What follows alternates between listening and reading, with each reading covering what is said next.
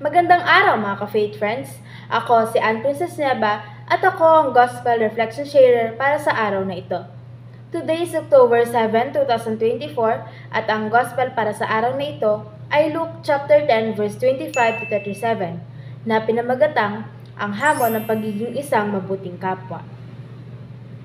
Tulad ng tanong ng abogado kay Jesus, sino ba ang ating kapwa-tao? Paano nga ba maging isang mabuting kapwa? Tulad ng ginawa ng isang Samaritano sa taong sinaktan ng mga tulisan, ang mabuting kapwa ay hindi lamang pagpapakita ng awa at simpatsya. Ito ay ang pagtulong sa nangangailangan ng buo at personal na kagustuhan. Isang hamon sa atin bilang isang Kristiyano. Kaya ba nating tumulong sa nangangailangan nang hindi tinitignan kung ano ang kanilang katayuan sa buhay? Pagkat ang pagtulong ay hindi dapat nalilimitahan ng estado sa buhay o maski ng pagkakaiba-iba ng ating relihiyon at paniniwala. Ang pagtulong ay pagmamalasakit ay hindi lamang basta isang emosyon. Isa itong uri ng mabuting gawa na nangangailangan ng pagsasabuhay nang walang hinihinging kahit na anong kapalit at hindi tumitingin sa pagkakakilanlan.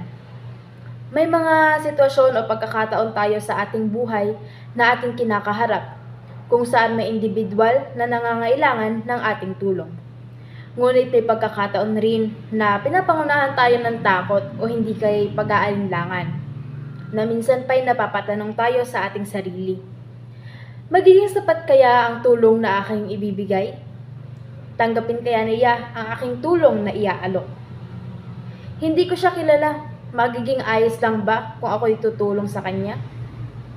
Gayon pa may tulad ng Samaritano, huwag nating isipin kung kilala ba natin o hindi ang ating tutulungan, o kung kapareho ba natin sila ng pananampalataya o hindi. Ang importante ay tutulong tayo sa abot ng ating makakaya. At ang ating pagkilos ay may kaakibat na pagmamalasakit at pagmamahal. Sapagkat sa pamamagitan nito, na isasabuhay natin ang tunay na diwa ng ating pagiging Kristiyano. Kaya't itanong natin sa ating sarili, tayo ba ay handang maging isang mabuting Samaritano? O hahayaan na lang natin na tayo ay maging isang Levita at saserdote? Muli, ako si Ann Princess Nieva. At para manatiling updated, please do subscribe on Facebook page, YouTube channel, download the Facebook app, or visit and register to www.faithbook.ph. Hanggang sa muli mga ka-faith friends!